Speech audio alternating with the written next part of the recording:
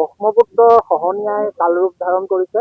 ঐতিহ্যমণ্ডিত শৰাগুৰি চাপৰি আৰু শৰাগুৰি কাষতে লাগি থকা শৰাগুৰি মধ্য ইংৰাজী বিদ্যালয়, শৰাগুৰি উচ্চ মাধ্যমিক বিদ্যালয়ৰ কাৰণে বৃহৎ ভাবুকি সৃষ্টি কৰিছে। বৰ্তমান খহনীয়াই এনেদৰে সহায় নিছে, হয়তো শৰাগুৰিৰ লগতে দিশমুখৰ 25খন গাঁও হয়তো ব্ৰহ্মপুত্ৰত শিৱসাগৰ জিলাৰ সুশান্ত বৰগোহাঁই ডাঙৰীয়ালৈ অনুৰোধ জনাইছোঁ। ইয়াৰ এটাৰ সঠিক সমাধান নকৰিলে হয়তো বুৰঞ্জী পাতৰ পৰা আজানপি দহগা, ৰামাখাপীঠ দেয়ালৈ, শৰাগুৰি চাপৰি আৰু ইয়াৰ উত্তৰণৰ যিসকল ছাত্ৰ ছাত্ৰী, ভৱিষ্যতৰ যি ছাত্ৰ সম্পদ আছে, মানৱ সম্পদ গঢ়াৰ স্থল আছে, স্কুলবিলাক আছে, সকলোবিলাক হয়তো ব্ৰহ্মপুত্ৰৰ বুকুত বিলীন হৈ যাব।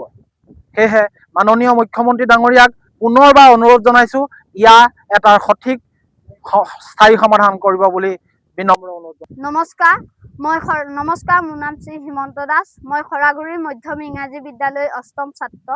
মই বান নিয়ন্ত্ৰণ মন্ত্ৰী সুশান্ত বৰগোহাঁই আৰু শ্ৰদ্ধা মুখ্যমন্ত্ৰী মামালৈ অনুৰোধ জনাইছোঁ যে আমাৰ বিদ্যালয় বা ব্ৰহ্মপুত্ৰ খহনীয়া নিচেই কাষ চাপিছে, প্ৰায় 400 মিটাৰ দূৰত্বত আছে। সেইলৈ মই মামা আৰু সুশান্ত গোহাঁইলৈ অনুৰোধ জনাইছোঁ যে গৰাখহনীয়া প্ৰতিৰোধ কৰে।